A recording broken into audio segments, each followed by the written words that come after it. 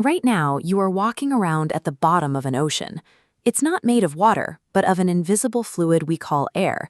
We don't usually feel it, but every single molecule of gas above your head has physical mass.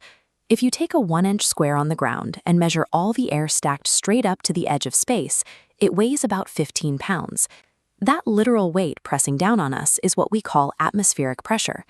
Because that pressure comes from the stack of air above you, the stack gets shorter the higher you climb. When you hike up into the mountains, there is physically less air resting on your shoulders, which is why the pressure drops so quickly.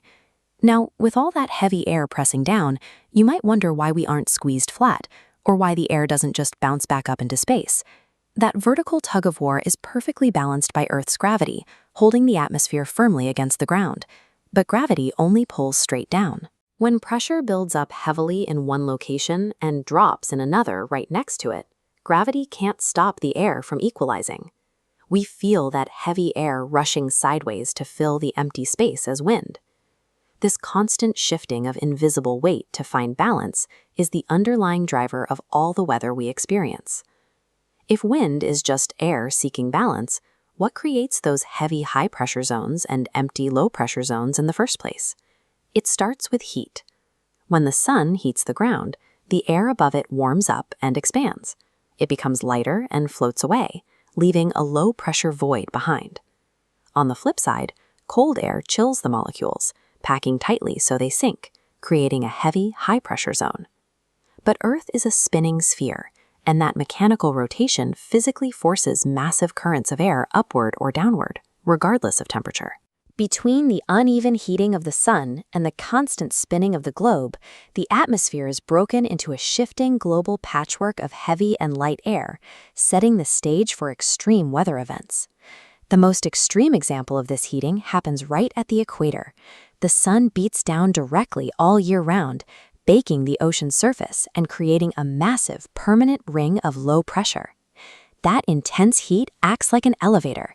It takes vast amounts of ocean water, evaporates it, and drives that warm, moist air straight up. As that wet air travels higher, it eventually hits colder altitudes. The moisture cools down and turns back into liquid, clumping to form gigantic, towering storm clouds. These towering clouds hold immense energy, but on their own, they are just scattered thunderstorms. They need a very specific set of triggers to lock together into a single, unified cyclone. To build a cyclone, the first thing you need is a deep pool of fuel. That means ocean water heated to at least 26 degrees Celsius. Ocean currents and trade winds naturally push these thick layers of hot water toward the western edges of the oceans. The second ingredient is the planet itself. As air rushes inward to fill the empty space under those clouds, the rotation of the Earth deflects its path. This deflection prevents the air from flowing in a straight line to fill the void. Instead, the air is forced to twist into a unified, rotating system. The third ingredient is calm upper-level winds. Wind speed must be identical from the surface to the top of the clouds. If high-altitude winds blow faster, they will chop the top off the storm. The spinning column must remain perfectly vertical. A cluster of clouds only becomes a self-sustaining machine when deep heat, planetary spin, and calm upper winds perfectly align. This diagram shows the process of a storm coming to life.